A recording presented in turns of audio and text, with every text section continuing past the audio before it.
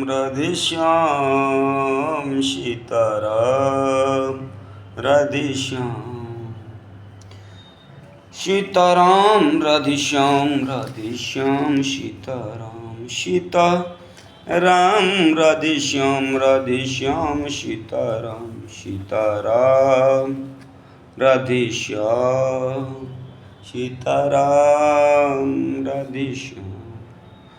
बोले शंकर भगवान की जय, डमरुआ वाले की जय। देवी के द्वारा सेना और सेनापतियों सहित निशुम्भ एवं शुंभ का श्रृंगार। ऋषि कहते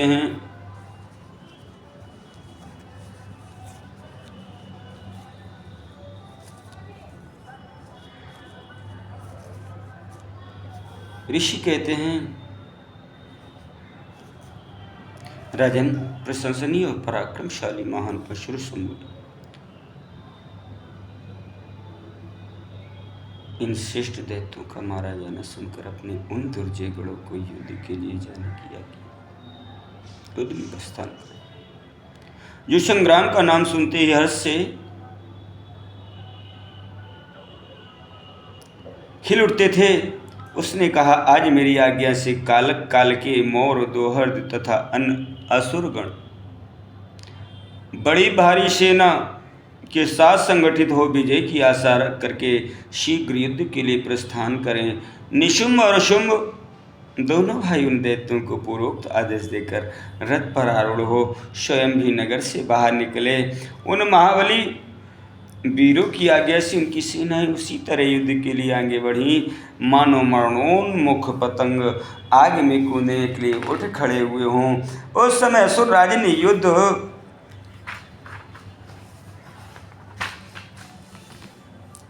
स्थल में मृदंग, मार्दल, भेरी, डिमडिम, झांझ, ढोल आदि बाजे बजवाए। उन जुझाऊ बाजों की आवाज सुनकर के युद्ध प्रेमी वीर हर्ष से एवं उत्साह में भर गए, परंतु जिन्हें अपने प्राण ही अधिक प्यारे थे वे उस रणभूमि से भाग खड़े हुए। युद्ध संबंधी वस्त्र तथा कवच आदि से आच्छादित अंग वाले योद्धा विजय की अभिलाषा से अस्त्र शस्त्र धारण किए युद्ध स्थल में आ पहुंचे। कितने ही सैनिक हाथियों पर सवार थे, बहुत से दैत्य घोड़ों की पीठ पर बैठे हुए थे और अन्य असुर रथ पर चढ़ करके जा रहे थे। उस समय उन्हें अपने पराये की पहचान नहीं हो रही थी। उन्होंने असुर राज के साथ सम्रांगण में पहुंच करके सब ओर से युद्ध प्रारंभ कर दिया। बारंबार शत्रुघ्न तोप की आवाज होने लगी, जिसे सुनकर देवता कांप उठे। धूल और धुएं से आकाश में महान अंधकार छा गया। सूर्य का रथ नहीं दिखाई देता था। अत्यंत अभिमानी करोड़ों पैदल योद्धा विजय की अभिलाषा लिए युद्ध स्थल में आकर के डट गए थे। घुड़सवार, हाथी सवार तथा अन्य रथारूढ़ असुर भी बड़ी ही प्रसन्नता के साथ करोड़ों की संख्या में आए। वहां उस महासमर में काले पर्वतों के समान विशाल मदमस्त गजराज जोर जोर से चिक्कार कर रहे थे। छोटे छोटे शैल शिखरों को ऊंट भी अपने गले से गलगल धुन का विस्तार करने लगे। अच्छी भूमि में उत्पन्न हुए घोड़े गले में विशाल कंठहार धारण किए जोर जोर से हिन्ना रहे थे। अनेक प्रकार की चालें चलते थे और हाथियों के मस्तक पर पैर रखते हुए आकाश मार्ग से पक्षियों की भांति उड़ जाते थे। शत्रु की ऐसी सेना को आक्रमण करती देख जगदम्बा ने अपने धनुष पर प्रत्यंचा चढ़ाई। बोली जगदम्बा मैया की जय। साथ ही शत्रुओं को हतोत्साह करने वाले घंटे को भी बजाया। यह देख सिंह भी अपनी गर्दन और मस्तक के केशों को कपाता हुआ जोर जोर से गर्जना करने लगा।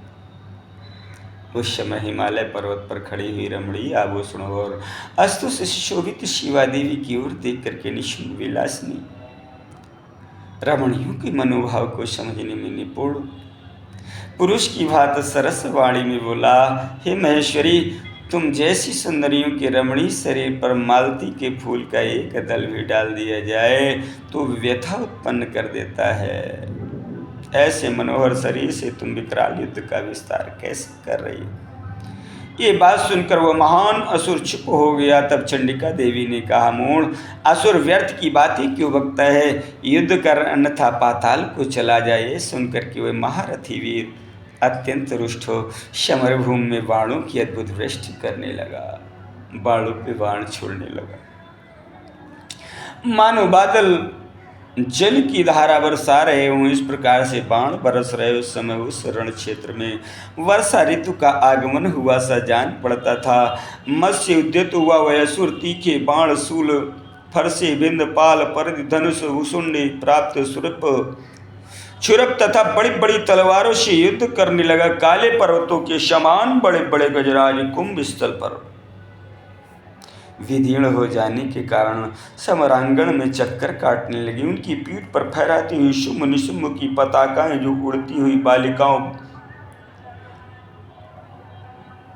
बलाकाओं बगुलों की संपत्तियों के समान से दिखाई देती थीं, अपने स्थान से खंडित होकर के नीचे गिरने लगी। छत बिछत शरीर वाले दैत्य पृथ्वी पर गिर करके मछलियों के समान तड़प रहे थे। गर्दन कट जाने के कारण घोड़ों के समूह बड़े भयंकर दिखाई देते थे। कालिका ने जितने ही दैत्यों को मौत के घाट उतार दिया तथा देवी के वाहन सिंह ने अन्य बहुत से असुरों को अपना आहार बना लिया।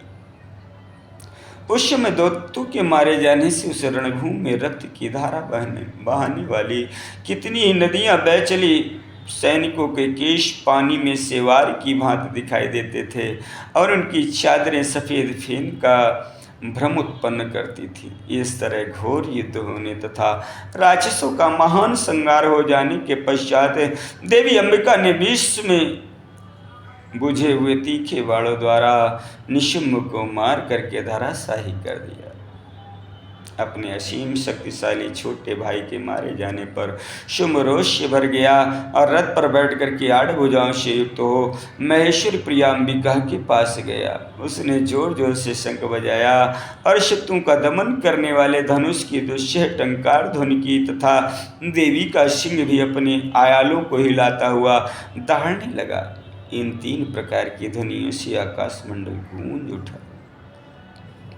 तदंतर जगदम्बा ने अट्टहास किया जिससे समस्त सतस्त हो उठे। तब देवी के शुंभ से कहा कि तुम युद्ध में स्थिरता पूर्वक खड़े रहो। तब देवता बोल उठे, जय हो जगदम्बा की जय हो। बोलो जगत जननी जगदम्बा मैया की जय हो। इस समय दैत्यराज शुंभ ने बड़ी भारी शक्ति छोड़ी जिसकी शिखा से आग की ज्वाला निकल रही थी, परंतु देवी ने उल्का के द्वारा उसे मार गिराया। शुंभ के चलाए हुए बाणों के देवी के चलाए हुए बाणों के शुंभ ने सहस्त्रों टुकड़े कर दिए। तत्पश्चात चंडिका ने त्रिशूल उठा करके उस महान असुर पर आघात कर दिया।